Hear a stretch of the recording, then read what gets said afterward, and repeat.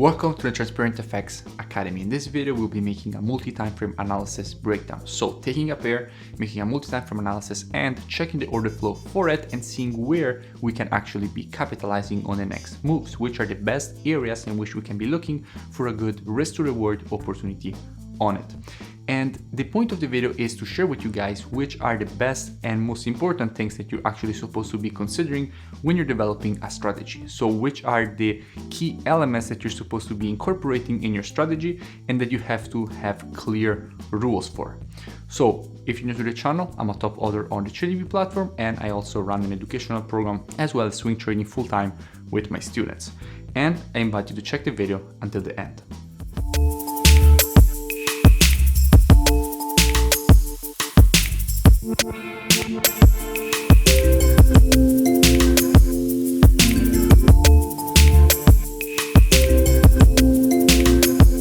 Okay, so in today's video we will be speaking about USD Ruble and why it is a very interesting pair at the moment, and obviously this will be very educational. So let's start here from what is the first thing that you're supposed to be doing when you're actually analyzing a pair. Well, first of all, you need to know clearly which are the rules of your strategy. So what are you looking at? Well, in this particular case, what is valid for us is that we have a very nice M formation. Now, when you have an M formation, what do you expect? You expect the market to make a push to the neckline, okay? So immediately by looking at the pair from a daily perspective, we already know that this is an interesting pair for us because it is satisfying at least one of our rules for direction, because you need to have rules for direction and then you also need to have obviously rules for entry. So from a directional standpoint, at least from a pattern perspective, we want to see a push to the upside. We go and see what is the situation from a weekly perspective. We can see that we have a very nice impulse to the upside, very nice retracement. What do you expect?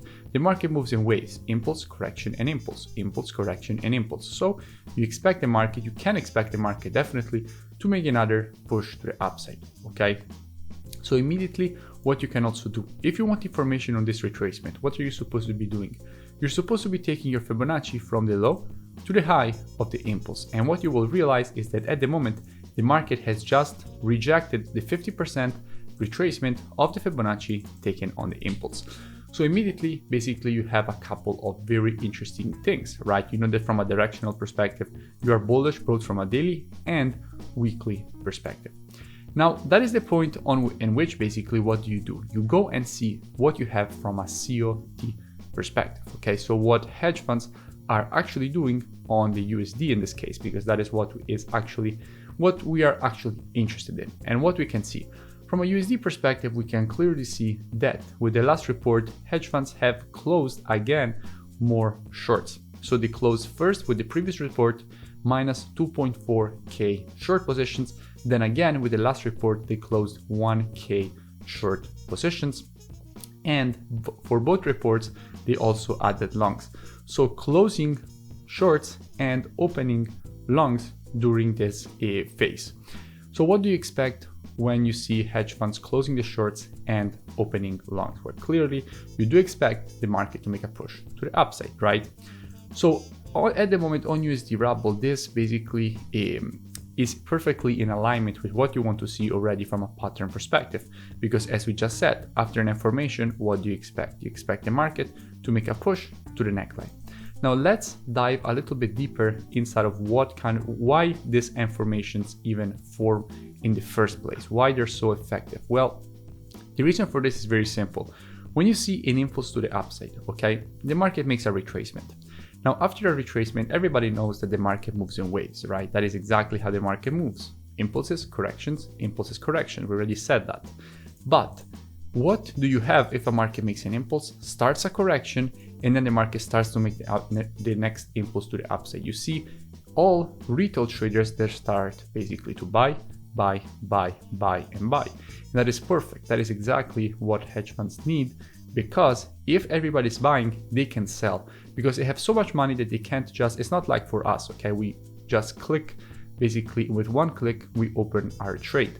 It's not like this for them, because they have so much money to put in the market that they need to create the liquidity to actually then open those positions.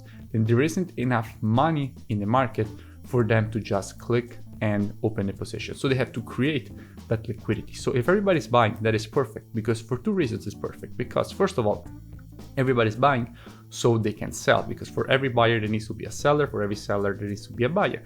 So if everybody is buying, they can sell.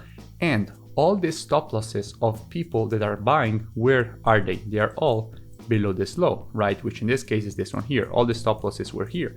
And when they make this push to the downside, all those stop losses get wiped out of the market. So that is why very often you will see WNM formations, because they're a perfect way to actually manipulate retail traders. Just a quick reminder, make sure you comment below and you let me know which pairs you would like me to cover in the next video. So after this push to the downside, you expect the completion of the pattern. So basically them taking their profits on the move, or if they're interested in the move to the upside, also see this neckline break to the upside. So you don't know, okay, you don't know if the neckline will break to the upside or it will act as new resistance. So how can you know what will happen next? Well, as usual, you have to be reactive in the market, not predictive. Trading is reactive, not predictive. Your job is to position yourself with the best probabilities and best risk to reward in the market. And by doing this over a large number of trades, you're actually able to have an edge in the market and trade consistently in the long term. So how we will be approaching this with students.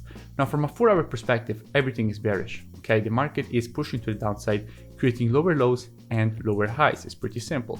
The market is just moving to the downside without showing any sign of bullishness. So can we be looking for the long immediately? Obviously not, right? We can't.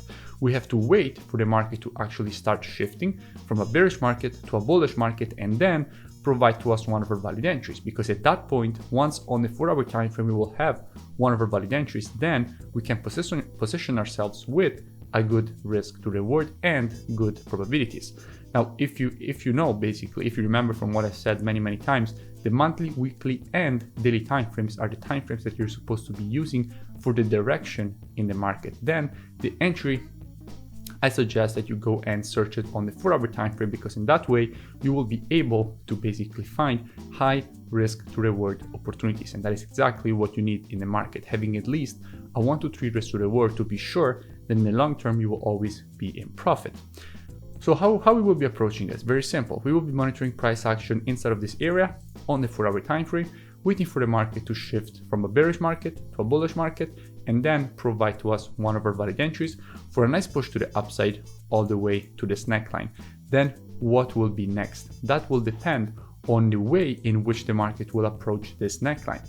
If the market will move more impulsively to the upside respect to the downside, then obviously we will not be looking for a possible short position from here. But if the market will approach the neckline after a long trade in a very corrective manner, then what we will have impulse, correction to the previous support, turn resistance, in confluence with our Fibonacci levels if we take our Fibonacci from the high to the low. So we will have a nice confluence of resistance at this level, and what we can do, we can take a nice short position if our rules will be satisfied for a short position for the creation of a lower low and the completion of this impulse, correction, and impulse pattern to the downside. So first waiting for the retracement, and if the retracement will be nice and we will have also obviously a nice trade to the upside, we can be monitoring for another push to the downside only if this move will be slow. So this is basically what we are following. Now, just to recap how you're actually supposed to be analyzing the market. First of all, if you don't have a strategy, you're not even supposed to be trading live market situations. What you're supposed to be doing is analyzing past data and trying to develop a strategy.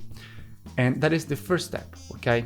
You can either learn the strategy from somebody else, or if you want to develop the strategy on your own, you need to do it on the past data. So create rules, test them, and then demo test. And if obviously they're working in the past, then try to basically demo trade them. If they're working, then basically at that point you can go live and you will be consistent. But you need to develop rules, and the only way to do it is to back test them. So if you don't have a strategy, don't analyze. If you do have it, that is what you're supposed to be doing as a starting point, okay?